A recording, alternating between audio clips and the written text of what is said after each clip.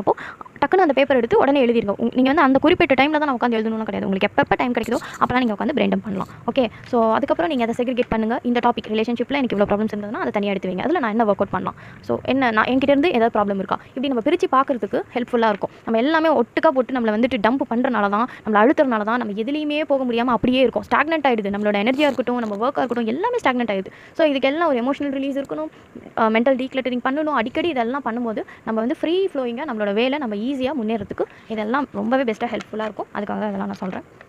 Almost எல்லாமே நான் cover பண்ணிட்டேன்னு நினைக்கிறேன்.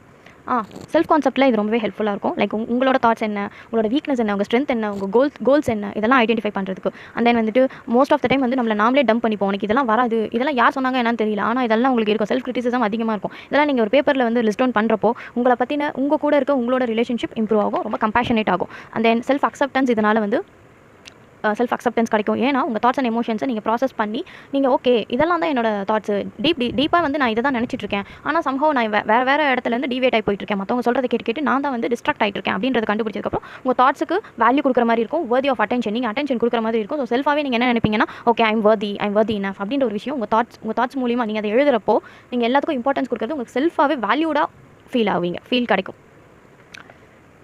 ஸோ செல்ஃப் ரிஃப்ளெக்ஷனில், செல்ஃப் கான்செப்ட்டில் இது ஒரு பர்சனல் டெவலப்மெண்ட்டில் இது ஒரு மாஸ் சேஞ்சாக இருக்கும். ஸோ எந்த ஒரு ஜட்மெண்ட்டும் இல்லாமல் இதை எழுதுங்க.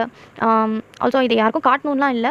இது என்னென்னா உங்களோட ரிஃப்ளெக்ஷன் தான். உங்கள் மைண்ட்லேயும் உங்கள் மனசுலையோ என்னென்ன இருக்கோ அத்தனையும் நீங்கள் எழுதுறப்ப நிறைய விஷயம் உங்களை உறுத்திட்டே இருக்கிறது, உங்களை பின்னாடி பிடிச்சி இழுக்கிறது. நீங்கள் வந்து ஏதோ ஒரு முன்னேறணும் ரொம்ப நாளாகவே நினச்சிட்டு ஒரு பிஸ்னஸ் ஸ்டார்ட் பண்ணணும்னு நினச்சிருப்பீங்க. ஆனால் இதுக்கெல்லாம் ரீசன் என்னன்னே தெரியாது. நீங்கள் வந்து எதுவும் பண்ணாமல் இருக்கிறதுக்கு ஒரே இடத்துல தேங்கி போய் அப்படியே உங்களோட ஃபோர்ஸோ உங்களோட எனர்ஜியோ உங்களோட டேலண்ட்டோ எல்லாம் இருந்தும் நீங்கள் எதுவுமே பண்ணாமல் உட்காந்துட்டு இருக்கிறதுக்கு கண்டிப்பாக என்ன ரீசன்னு தெரியாதனால தான் நீங்கள் உட்காந்துருக்கீங்க. இதை பிரெயின் டம்ப் பண்ணும்போது உங்களால் கிளியராக இதுதான் என்ன தடுத்துட்டு இருக்கு, இந்த இடத்துல தான் நான் ஒர்க் பண்ணணும், ஓகே இதை நான் ரிமூவ் பண்ணிட்டேன், இந்த பிளாக்கை நான் ரிமூவ் பண்ணிட்டா என்னால் முன்னேற முடியும் அப்படின்ற ஒரு மென்டல் கிளாரிட்டி உங்களுக்கு ஈஸியாக கிடைக்கும். ஸோ அதுக்காக தான் பிரெயின் டம்ப் பண்ண சொல்கிறேன். ஐ திங்க் நான் எல்லா பாயிண்ட்ஸுமே கவர் பண்ணிட்டேன்னு நினைக்கிறேன்.